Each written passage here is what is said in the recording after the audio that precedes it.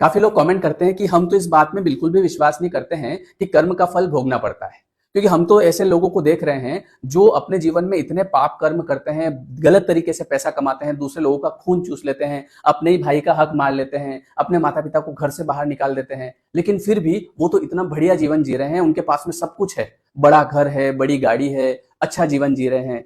इसलिए हम तो इन चीजों में विश्वास नहीं करते। देखिए, ईश्वर आपसे कुछ छुपाता नहीं है कभी भी, लेकिन जो माया का पर्दा होता है, उस पर्दे की वजह से हम देख नहीं पाते हैं। आप अगर कभी केदारनाथ या वैष्णो देवी कभी गए हो, तो वहां पे आपने देखा होगा कि खच्चर होते हैं। उस खच्चर का जन्म किस लिए होता है पता है? वो लोगों को अपने ऊपर बिठाएगा, कोई 70 किलो का, कोई 80 किलो का, कोई 100 किलो का। उसके बाद उसको ऊपर ले जाएगा, ऊपर से नीचे लाएगा, और कभी कभी उसको 2 चक्कर भी करने पड़ते हैं। अपनी इच्छा से पानी मांग नहीं सकता, अपनी इच्छा से खाना मांग नहीं सकता। अगर कभी पानी के लिए रुक गया, मालिक से पानी मांगने के लिए रुक गया, तो एक और कोड़ा पड़ता है उसके, चलो। वो उसके पास ये भी ऑप्शन नहीं है कि वो बोल दे कि मालिक मुझे पानी पिला दो, मैं आपके लिए ही काम कर रहा हूं। और पैसा कौन रख रहा है जेब में? मालिक पैसे गिन रहा है। वो गधा देख रहा है खड़ा खड़ा, वो जो खच्चर है ना, वो देख रहा है कि उठा के मैं ले जा रहा हूं और मालिक पैसे गिन रहे हैं, मालिक मालिक ने रख लिए जेब में पैसे, ये लो भैया। ये इसका जन्म क्यों हुआ? इसका जन्म यही कर्जा उतारने के लिए हुआ, जो इसने लोगों को लूटा है ना, इसने जो हक खाया, इधर का उधर का हक खाया, तो ये चुकाने के लिए उसका जन्म हुआ है।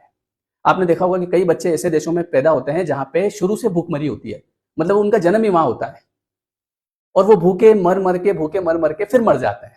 उनका जन्म ही इसीलिए होता है। तो ईश्वर आपसे कुछ छुपाते नहीं है। लोग कहते हैं कि हम तो नहीं मानते, मत मानो, क्या फर्क पड़ता है उससे। लेकिन आप देख रहे हैं, बहुत सारे जानवरों को आप देख रहे हैं, जानवरों का जन्म क्यों हुआ? ये पूरे जिंदगी भर जो है खाने की तलाश में घूमते हैं, और इनका कोई काम नहीं है, और ये लकड़ियां खाते हैं, लोग इनको लकड़ियां मारते हैं, पत्थर मारते हैं, और फिर इनकी मृत्यु हो जाती है। तो ये वही लोग हैं जिन्होंने, जब इनके पास में शक्ति थी, पावर थी पैसे का, तो इनको लगा कि मेरा कोई क्या बिगाड़ लेगा। लेकिन एक चीज तो आप हमेशा से जानते हैं कि जब इंसान मरता है तो उसके शरीर को जलाया जाता है, आत्मा कभी नहीं मरती है। तो वो आत्मा कहां जाएगी? वो आत्मा फिर अपना कर्म भोगने के लिए फिर से आएगी। तो सब कुछ आपको दिख रहा है, लेकिन देखते हुए भी हम अनजान बने हुए हैं। तो ईश्वर कुछ छुपाता नहीं है, लेकिन हम देख नहीं पाते हैं।